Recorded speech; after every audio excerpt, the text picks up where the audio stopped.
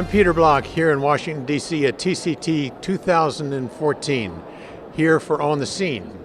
With me is Greg Stone. Greg is one of the co-directors of this unbelievable meeting and has had an interest in hypothermia, of all things, for a long time. So Greg, this is about the Velocity trial, a hypothermia trial for myocardial infarction. Tell me what the trial was all about.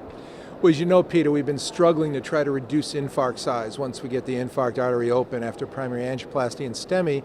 And there's a lot of excitement about the induction of mild systemic hypothermia before reperfusion as having the capability of reducing infarct size. But prior studies of using either cooling blankets or endovascular catheters or cooled or ice saline have taken too long and have had other side effects. So we were interested in using the peritoneal access route, taking advantage of the large surface area of the bowel to be able to, infuse a cooled Ringer's lactate solution.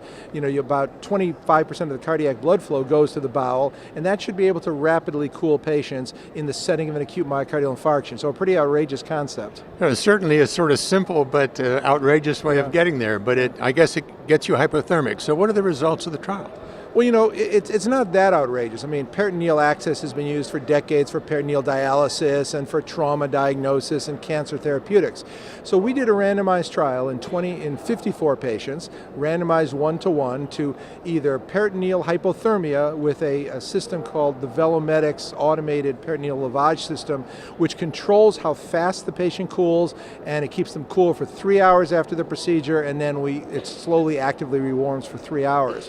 And we were able to effectively cool about 90% of the patients to our target temperature, from about 36.5 degrees at baseline to about 34.7 degrees or so before angioplasty. And that was the goal, and that was very successful. Let me interrupt. Did they shake a lot?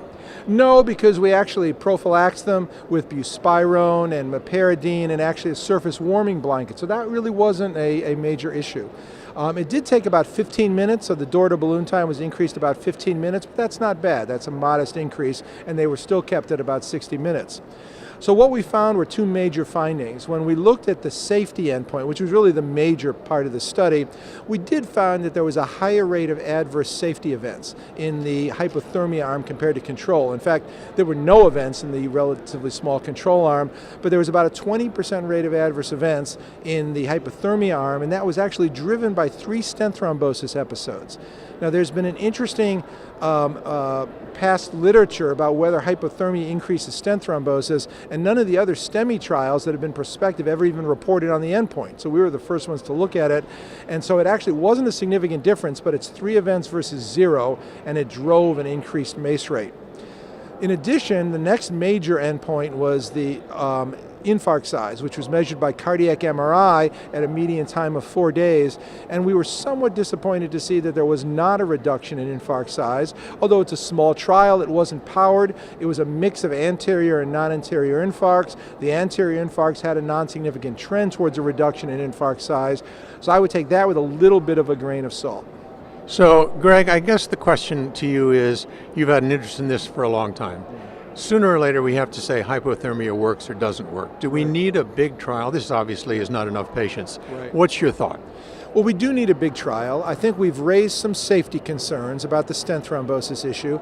I think while we actually did show that peritoneal access was safe, I mean, we didn't have bleeding, we had no major organ damage, it was actually quite easy to do and quite expeditious. I think that it's probably not the way that most people are going to think of wanting to establish hypothermia in the setting of a STEMI. There's some other fascinating technologies such as Cool Therapeutics that is looking at particleized ice basically to breathe into the lungs, take advantage of the surface area of the lungs to cool the patient, that may be less traumatic. But we're ultimately going to need a relatively large trial in 300-400 patients to see if systemic hypothermia really does reduce infarct size.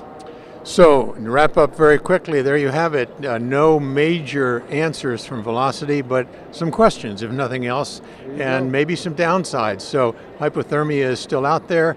Thank you very much, Greg. My pleasure, Peter.